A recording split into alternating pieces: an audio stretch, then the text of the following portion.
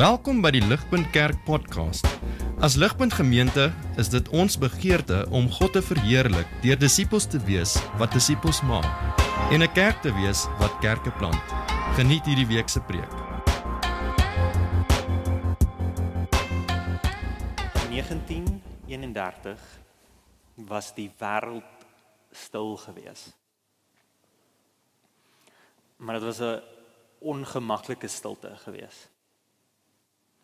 Die groot oorlog, Wêreldoorlog 1, het reeds 13 jaar terug geëindig. Maar as jy net die nuus opgehou het, dan het jy geweet oor daar's nog een op pad. Wêreldoorlog 2. En die hooftaktiek van oorlogvoering daai tyd was om te sê, dit is een van oorweldiging, totale oorweldiging. Jy kom met jou weermag en die ander vyand kom met sy weermag en julle battle op die frontline. Tot dat een van julle deurbreek en net totaal en al oorweldig. Dit was die taktiek van oorlogsvoering. In 1931 was daar 'n groepie ouens by die Air Corps Tactical School in Virginia gewees. En hulle het gesê, daar's dalk 'n ander taktiek wat ons kan gebruik vir oorlogsvoering. Sienende dat ons nuwe tegnologie het, die vliegtuig is van Wêreldoorlog 1 af oorgedra. En nou het hulle hierdie nuwe tegnologie, wat kan hulle doen hiermee? Hierdie manne het potensiaal gesien. Hulle het gesê, in steede van 'n direkte aanval op die vyand, wat maande, dalk jare vat, waar daar duisende, selfs miljoene mense doodgaan, aan beide kante, kom ons val die vyand op 'n indirekte manier aan, met hierdie vliegtuie.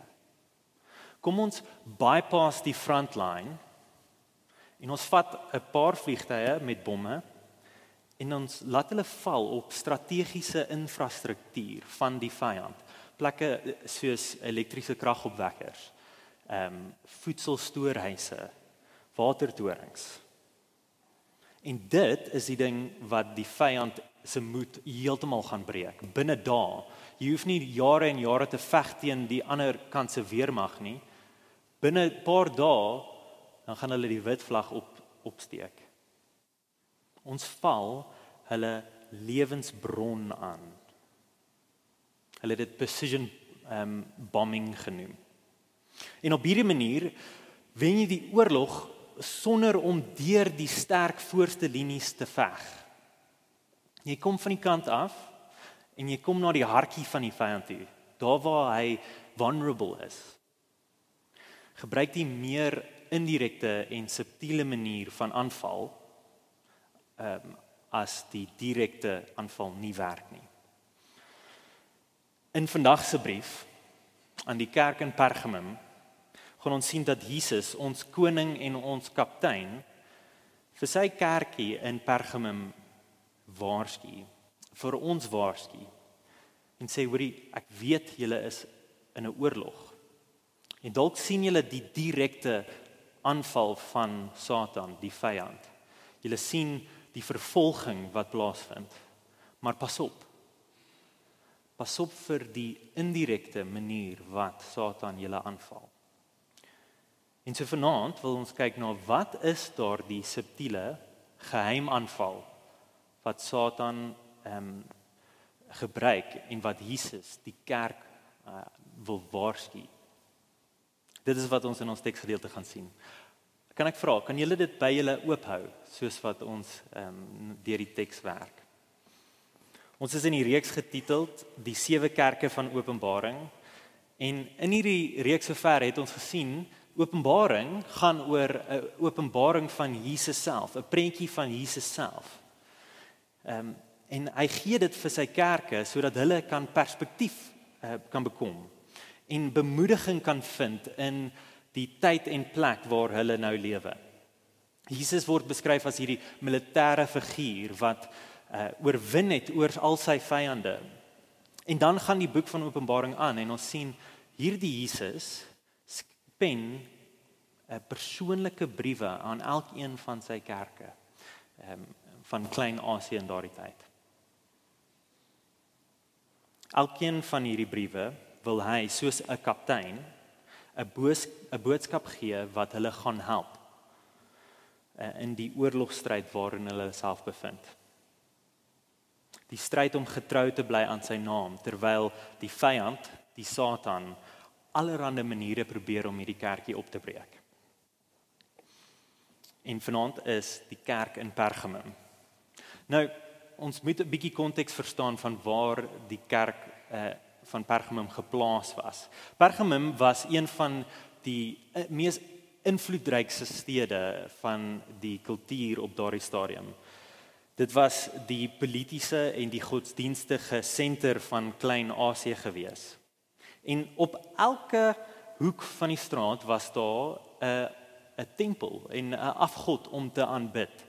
Die kerkie het heeltyd dit in die gesig gestaar. Daar was op elke hoek en straat 'n god om aan te aanbid. En dit was ook die eerste plek waar daar 'n spesiale tempel opgerig was vir die keiser. So die keiser van die Romeinse Ryk het gesê, hoor, aanbid my as God. En so as die klein kerkie in Pergamum dit nie sou doen nie, sou hulle gesien word as vyande van Rome. En gevolglik het daar baie vervolging uitgebreek. Daar was selfs mense wat dood gegaan het. En dit is in hierdie konteks wat Jesus hierdie brief vir die kerk gee. Vanaand wil ek hê ons moet na die brief kyk in 4. Jesus gee eers 'n bemoediging vir sy kerk. Dan lig hy 'n probleem uit. Hy gee 'n oplossing en hy beloof ook 'n beloning. So kom ons spring in en ons sien die bemoediging. Kyk saam met my in vers 13. I know where you dwell, where Satan's throne is. Yet you hold fast to my name and you do not deny my faith, even in the days of Antipas, my faithful witness, who was killed among you where Satan dwells. Jesus sê, ek weet, ek sien raak, ek sien waar julle jouself bevind, ek sien hoeveel verleidings julle rondom julle het. Daar's 'n tempel van 'n een of ander God oral. Ek weet julle voel omring deur die duisternis. En tog is julle getrou aan my naam. Ek weet dat julle kos. Ek weet dat julle vervolg word soos Antipas. Ek sien hom. Ek het gesien hoe hy doodgemaak was vir my naam. En tog bly julle getrou. Jesus wil vir hulle bemoedig om te sê, ek sien dit. Ek sien dit raak. Jesus wat self deur hierdie dinge gegaan het, soos wat hy deur die einste Romeinse Ryk gekruisig was, maar wat nou heers op 'n troon, op die troon, sê vir hulle, ek sien raak. Ek weet dat dit jou kos om getrou te wees aan my naam, maar ek sal nie vergeet nie. Ek sien dit raak en ek sal julle onthou. En ek dink dit is 'n bemoedigende boodskap vir hierdie kerkie, soos wat hulle vervolg word. Hulle word erken deur Jesus. Maar dan, Jesus stop nie daar nie. Hy sê vir hulle, maar pas op. En dit is die tweede ding wat ek wil hê ons moet sien. Daar is 'n waarskuwing. Daar's 'n probleem in hierdie kerk. En dit is die ding wat ek wil hê ons moet meeste na kyk. Dit is die groot hart van vanaand se teks. Jesus sien 'n swakpunt by hierdie kerk se lyn van verdediging teen die Satan. 'n Plek waar Satan besig is om deur te breek. As jy in die aand jou huis wil sluit, want jy gaan nou gaan slaap, jy gaan sluit die voordeur. Almal stem saam. Maar jy los dit nie net daar nie. Jy gaan deur die huis en jy maak seker die vensters is toe, jy kan kyk of die agterdeur ook gesluit is. Jesus sê, pas op, maak seker dat julle agterdeur ook gesluit is. Ek sien die voordeur is gesluit. Julle bly getrou aan my naam ten spyte van die vervolging wat julle beleef. Maar pas op. Daar is ander maniere wat die Satan kan inkom en julle kerkie kan verwoes. En dit is wat Jesus nou vir hulle aan wil waarsku, vers 14. I have a few things against you. You have some there who hold to the teaching of Balaam, who taught Balak to entice the Israelites to sin, so that they ate food sacrificed to idols and committed sexual immorality. Jesus sê daar is valse lering in julle midde. En Jesus sê pas op, die voordeur is toe, maar die agterdeur is waalwyd oop. Daar is mense in julle midde in hierdie kerkie wat valse lering aan vashou en dit lei tot 'n verkeerde lewe. En hy sê, hoorie, die duiwel het hierdie taktiek alreeds probeer in Israel van ouds. En so dit is waar die storie van Balaam en Balak vandaan kom. As jy blaai na, ek dink die vierde boek van die Bybel, Numeri, lees ons van hierdie storie. In Numeri 22 lees ons van Balaam en Balak. Ek gaan dit vir ons paraphrase. Balak was 'n Moabitiese koning gewees. Die Moabite was 'n groep mense, 'n nasie wat heeltyd in stryd was teen die Israeliete. Hulle het nie van die Israeliete gehou nie en hulle het hulle aangeval, maar hulle kon nie hulle oorwin nie. Toe kom Balak en hy sê, hoorie, ek kort 'n plan. En toe sien hy, hoorie, daar's 'n prophet for hire wat sy naam Balaam was. Hy was 'n heidense profeet gewees. En Balak employ Balaam en sê, hoorie, kan jy asseblief gaan en vir die Israeliete vervloek, 'n curse op hulle sit. En Balaam like die idee, want hy wil graag geld in sy sak hê. Maar soos wat hy gaan om hulle te vervloek, en die woorde wil so uit sy mond uitkom, kan dit nie. In steede van 'n vloek, kom daar net seëning uit. Hy wil hulle vloek en dan gebeur dit nie. En dan seën hy hulle. Dit is omdat God vir Balaam gesê het, hoorie, ek het my volk geseën. Jy kan nie nou gaan en hulle vervloek nie. Hy probeer en hy kry dit nie reg nie. Maar toe die direkte manier nie werk nie, toe probeer Balaam die indirekte manier en hy sê vir Balak, hoorie, kom ons verlei die mense van Israel. Ons verlei hulle met seksuele immoraliteit en met afgodedien en deur dit sal hulle 'n vloek op hulle self bring. Want hulle luister nie vir wat God vir hulle gesê het nie. En so, dit is toe presies wat gebeur. Die Moabite kom na die Israeliete toe en sê, hoorie, kyk hoe lekker is ons kos. Hoorie, wil julle 'n bietjie van ons kos hê? Dis ongelooflik. Dit is geseën deur ons afgod, deur ons God Baal. Kom, deel, kom hê, kry vir jou. Ek weet julle is in die wildernis heiliglik. Hierdie is wonderlike kos. Kry dit, maar aanbid vir Baal. En op 'n soortgelyke manier, hoorie, kom, vat ons vrouens, slaap met hulle en soos wat julle dit doen, vereer ons gode daardeur. En die Israeliete val in daai lokval en hulle doen dit juis en die gevolg is, hulle het nie meer uitgestaan as God se volk nie. Hulle het maar presies soos die kultuur rondom hulle gelyk. Hulle het gedoen wat die Moabite gedoen het en God het hulle gestraf daarvoor. Jesus sê vir die kerk in Pergamum, hoorie, hier's ouens in julle midde, die Nicolaitans. Hulle is besig met die presies dieselfde ding as wat Balaam en Balak van oud gedoen het. Hulle is besig om mense in die kerk te verlei, om te begin lyk soos die wêreld rondom hulle, te begin assimileer. Hulle spring in die bed met die kultuur rondom hulle. En hulle laat dit ook klink vir die res van die kerk, asof hoorie, dit is nie so groot deel nie. Dit is nie so erg om net so bietjie God se woord te verdraai of so bietjie te vergeet van dit wat God gesê het nie. Maar die gevolg is, hulle is besig om 'n superpersoonlike en 'n intieme verhouding na te jaag, nie met Jesus nie, maar met die wêreld.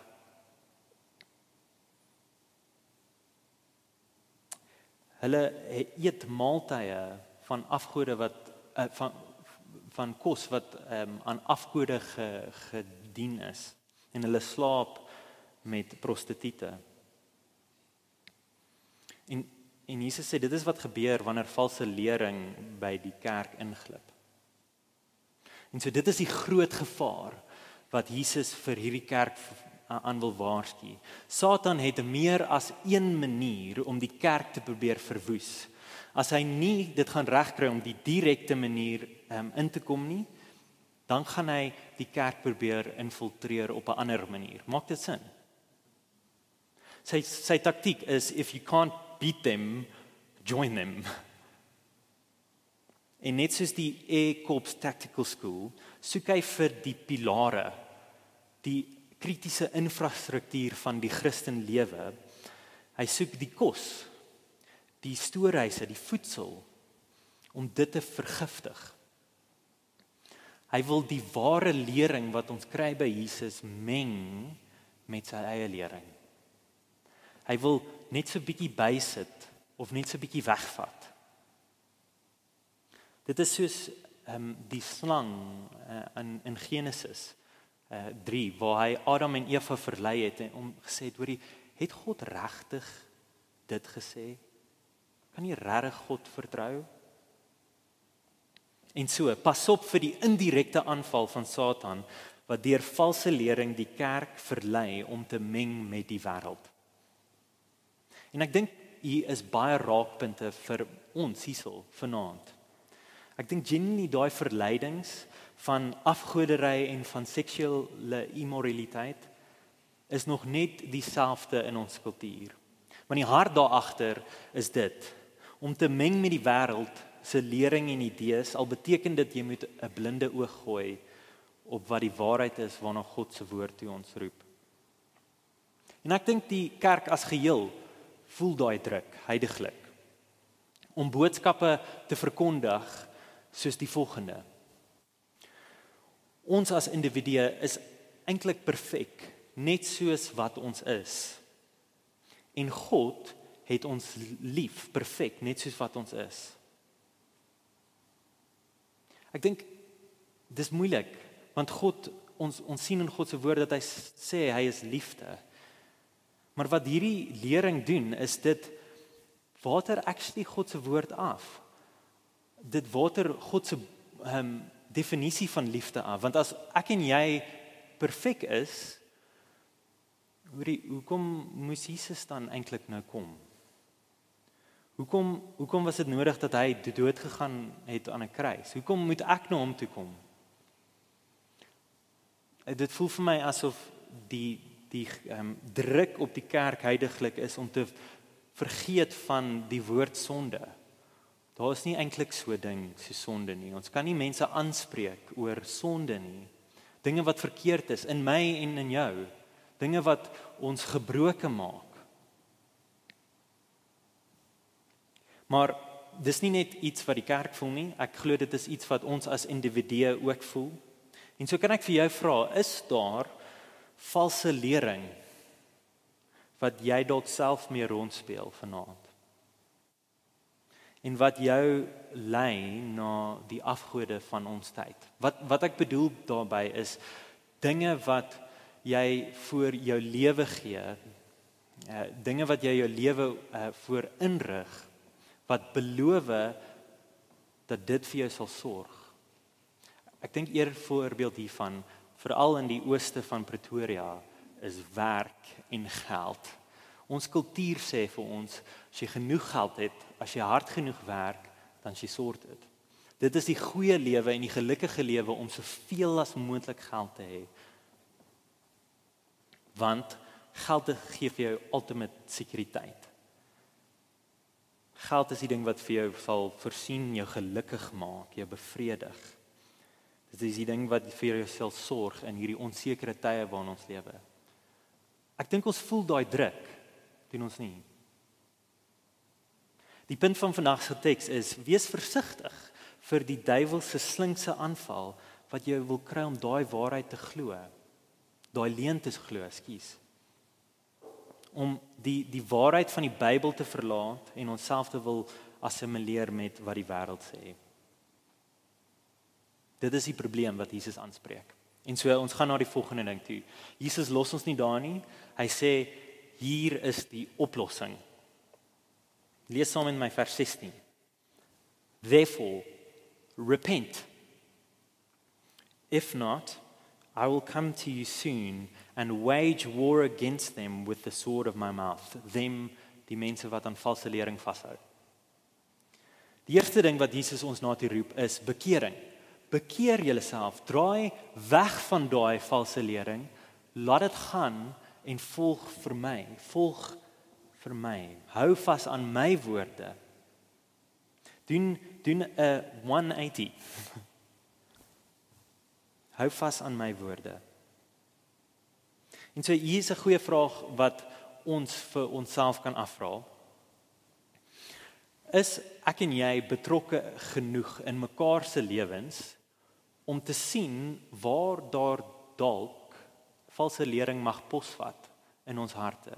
Is iemand naby genoeg aan jou om dit vir jou te doen en jou aan te spreek? En is jy dalk naby genoeg aan iemand om dit vir daardie persoon te doen? Want ons sien hierso dat dit die kerk is wat as geheel aangespreek word. Die kerk moet bekeer. Dit is nie goed dat valse lering net geduld word in die kerk nie, selfs as jy nie self daaraan vashou nie. Jesus roep die hele kerk daarna om te bekeer. En so kom ons maak seker dat ons weet wat in mekaar se lewens aangaan. Kom ons maak seker dat ons eerlik is met die plekke waar ons sukkel of die sonde wat verleidend is vir ons, waar ons harte na hinker. Maar kom ons wees ook deel van mekaar se lewens sodat ons die res van mekaar se lewens sal verstaan en weet wie daai persoon is. Kom ons deel maaltye met mekaar en ons leer mekaar ken. As ons nie bekeer nie, is Jesus se volgende woorde dit.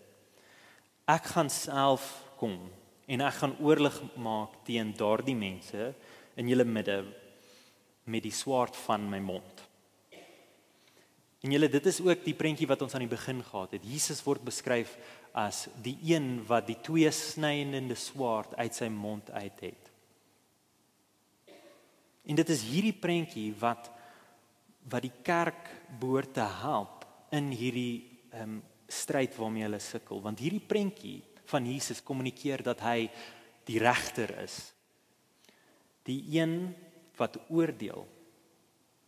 Hy het oorwin oor sy vyande en nou sit hy op die troon en hy kan reg of weg sê. Maak dit sin? Laat ek dit weer sê. 'n tweekantige swaard sny twee kante toe. Dit sny reg of weg. Dit is gunstig of dit is ongunstig. Dit is 'n seën of dit is 'n vloek. En Jesus sê, as jy nie gaan bekeer nie, moet jy weet dat dit nie iets is wat ek net gaan laat slide nie. Die waarheid en die suiwerheid van God se woord is baie belangrik vir Jesus. Hoekom? Want valse lering lei tot swaar kry. Valse lering lei tot die dood toe. Dit wil mense wegdraai van hulle vertroue in Jesus vind en dit wil hê hulle moet hulle vertroue iewers anders probeer soek. Dit laat mense dink oor daar's nie regtig volle bevrediging in Jesus nie. Dalk moet ek dit vind by sukses in my werk. Dalk is dit die ding wat my waarlik gaan gelukkig maak. Jesus sê nee, pas op, moenie. Hy is lief vir sy mense. En hy wil hê sy mense moet alleenlik aan hom vashou. En so hy sê, ek is bereid om oorlog te kom maak teen hierdie mense as hulle nie terugdraai nie. En ek gaan dit doen met my woord. Jesus gaan self ingryp in die lewe van sy kerk om hulle weer op die regte koers te bring. En hy gaan oordeel voer. En so, ek het gedink, daar's dalk 'n behulpsame ding net hier om te verduidelik oor hoe kan ons sê dat Jesus se oordeel liefdevol is. En so dink saam met my oor die volgende voorbeeld. Ek en my vrou het in die laaste paar maande was ons baie by die tandarts gewees. En elke keer as ek in die tandarts instap, dan word my bene flou. Ek geniet dit glad nie daar nie. As die tandarts na jou tande kyk en hy sien oor daar is 'n infeksie op jou tand. En dit is 'n probleem. Hierdie infeksie gaan versprei en dit gaan dalk selfs onder na jou kaak toe beweeg en jou kaak wegvreet. Dit is baie serieus, right? Die liefdevolle ding vir hierdie tandarts gaan wees om daai tand te trek, so gou as moontlik. Hy gaan nie sê oor ag jou tande lyk so mooi, jy moet net alles hier los. Hy sê nee, haal dit uit, trek dit, vat dit weg. Dit gaan seer wees. Dit gaan sny. Dit gaan nie lekker wees nie, maar dit is vir die beswil van die res van die mond. Die liefdevolle ding is om my tand so gou as moontlik te trek. Op dieselfde manier dink ek dit is 'n bemoedigende boodskap dat Jesus sê hy is die een wat soveel omgee na sy kerk dat hy sal oordeel voer. Hy sal veg vir sy kerk. Hy het sy kerk baie lief. En hy sal nie laat die kerk net wegval nie. Hy sal nie laat die siekte versprei nie. En so as jy dalk vanaand hierso sit en jy word aangespreek deur God se woord dat jy dalk aan valse lering vashou, is die woord vir jou bekeer jou. In die tandarts metafoor, maak seker dat jy jou tande borstel. Flos, vat die slegte dinge uit die tande uit, voordat daar 'n infeksie opkom en die tand getrek moet word. Draai terug, draai weg van daai goeders, haal daai goeders uit jou lewe uit.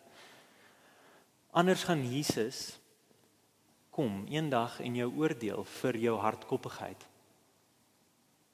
Maar daar is nog tyd in die hier en nou, net hierna kan ons jammer sê vir Jesus, daar waar ons verkeerd gedoen het. En ons kan hom volg in waarheid, hy vergewe ons.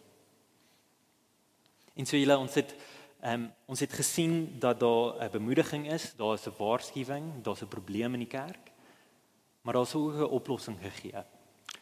Nou wil ek hê ons moet kyk saam na wat is die beloning, die belofte wat Jesus gee vir die van ons wat sal volhou, wat sal vashou aan sy woord. Vers 17. He who has an ear, let him hear what the Spirit says to the churches. To the one who conquers, I will give some of the hidden manna, and I will give him a white stone, with a new name written on the stone, that no one knows except the one who receives it. Hierdie mag dalk bietjie snaaks klink vir jou. Wat is hidden manna en wat is 'n wit klippie? Ek dink dit sal behulpsaam vir ons wees om die konteks te verstaan van waar die Jode hulle self bevind, hierdie Christengroepie mense. Beide hierdie prentjies van hidden manna en 'n white stone is prentjies wat gegrond is in die lewe van die Jode in daai tyd, van die Christene. Die idee van manna sal julle dalk weet, van Ou Testament Israel is 'n tipe brood wat God vir hulle voorsien het in die 40 jaar van wildernis wat hulle getrek het in. En Jesus speel hier met hierdie idee van kos. En hy sê vir sy kerk, hoorie, ek weet, julle word verlei dag na dag met kos wat aan afgode geoffer is. Maar as julle aan my wil vashou, sal ek vir julle voorsien. Ek sal vir julle die brood voorsien. Ek sal vir julle sorg. In die woorde van Johannes 6 sê Jesus, hy is die brood van die lewe. Kom na my toe, eet van my. En die prentjie van die klippie is dit. 'n Wit steentjie was in daai tyd gebruik by groot feesmale, groot gebeurtenisse, as 'n ingangskaartjie na daai ding toe, na die event toe. Die steentjie was vir jou gegee as toegang, as 'n VIP backstage pass, dat jy kan inkom na die fees toe. En wat Jesus sê is dit: ek nooi jou na die fees van alle feeste toe, die groot bruilofsfees aan die einde van tyd, waar Jesus en sy bruid, die kerk, weer saam gaan wees tot in alle ewigheid. Ek wil hê ons moet dit lees in Openbaring 19, na aan die einde van die boek. Dit help ons om hierdie raak te sien. Dit sê, Hallelujah, for our Lord God Almighty reigns. Let us rejoice and be glad and give him glory, for the wedding of the Lamb has come, and his bride has made herself ready. Fine linen, bright and clean, was given her to wear. Fine linen stands for the righteous acts of God's holy people.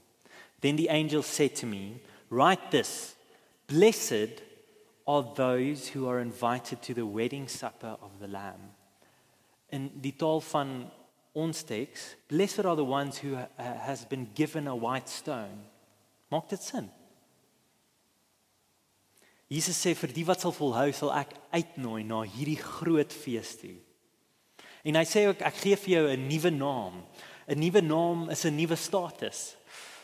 Net soos wat die klippie spesifiek 'n wit klippie beskryf word, is dit 'n klippie wat skoon gewas is, 'n identiteit wat nuut gemaak is, skoon gewas is, net soos die bruid se klere in vers 8. En Jesus sê, oor die Pergamum, ek sien julle is getrou aan my naam. Selfs al kos dit julle. Weet dat ek getrou sal bly aan julle en ek sal vir julle 'n nuwe naam gee. Ek sal vir julle my naam gee. En dis 'n persoonlike ding, 'n ding wat jy net by Jesus self kry. Dis 'n intieme ding en dit is hoekom dit beskryf word as no one knows except the one who has received it. Net soos die manna wat hidden is, dit is omdat dit alleenlik by Jesus beskikbaar is. En so ek wil afsluit met hierdie prentjie. Die prentjie beteken dit: Jesus beloof 'n persoonlike en 'n intieme verhouding met homself tot in alle ewigheid toe. Maar Christen en nie-Christen, dit is alleenlik by Jesus beskikbaar. Jy kan dit nie by die wêreld kry nie. So moet dit nie by die wêreld soek nie. Sê nee vir die wêreld se idees van hoop en vervulling en vind jou vervulling in Jesus. Kies Jesus vanaand. Kies Jesus elke dag. Dit is alleenlik by hom wat ons veilig is, waar ons skoon is. En waar ons eendag om 'n groot tafel gaan sit, lag en stories vertel, genoeg kos hê, sodat ons nooit weer honger te hoef te wees nie. Ons gaan nie eendag terugkyk en wens, as ek maar net vir daai kos geëet het wat aan afgode geoffer was nie. As ek maar net die kos van die wêreld geëet het. Ons gaan nie terug verlang na 'n lewe wat ons kon gehad het as ons maar net Jesus verloon het nie. Jesus is die beter prentjie vir ons. Dit is die bevrydende en die meer bevredigende een. En wanneer ons sy naam sal ontvang ons sy identiteit. En hy sal vir ewig na ons omsien. En dit behoort vir ons baie behoudend te wees in die hier en nou. In die teenwoordige tyd. Ons kan vandag en in hierdie week vorentoe vashou aan Jesus se woord en sy belofte dat hy vir ons nou in die hier en nou sal voorsien en dat ons 'n ewigheid het wat ons kan vooruitsien saam met hom. En so ek kan nee sê vir die kos van die wêreld. Ek kan nee sê vir daai plekke wat valse lering aanbied. Want die goeie lewe is in Jesus en ek kan dit daagliks by hom vind. En so, Jesus sê, hou vas aan my naam en my lering wat ek vir julle gee. En weet dat as julle getrou bly, sal ek vir julle sorg. Ek sal vir ewig na julle omsien, soos die wêreld nooit sal kan nie. En ek sal vir julle eendag saam met julle rondom 'n tafel sit en ons sal fees vier. Kom ek bid vir ons.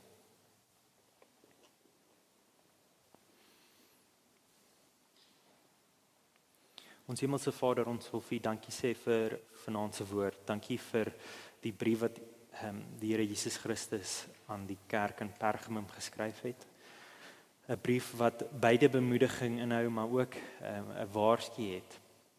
'n Waarskuwing in het. Here, ek bid dat ons sal wys wees, dat ons sal vigilant wees om te sien daar waar ons dalk in die lokval getrap het van die wêreld wat u woord verdraai, wat vir ons 'n beter prentjie wil skep van 'n lewe sonder u. Here, sal u asseblief deur die Gees ons help nee sê vir dit ons rug op dit te draai en vashou aan die Here Jesus Christus, die werk wat hy vir ons gedoen het en die hoop wat ons in hom het in die hier en nou en tot in ewigheid. Here, sal u asseblief dit doen vir ons soos wat ons vanaand huis toe ry en soos wat ons in ons week ingaan, dat ons daagliks op 'n gereelde basis na u toe kom en ons voedsel by u vind. Ek bid dit in Jesus se naam alleen. Amen. Vir meer inligting oor Ligpunt Kerk, besoek gerus ons webwerf op www.ligpunt.com of kontak ons gerus by info@ligpunt.com.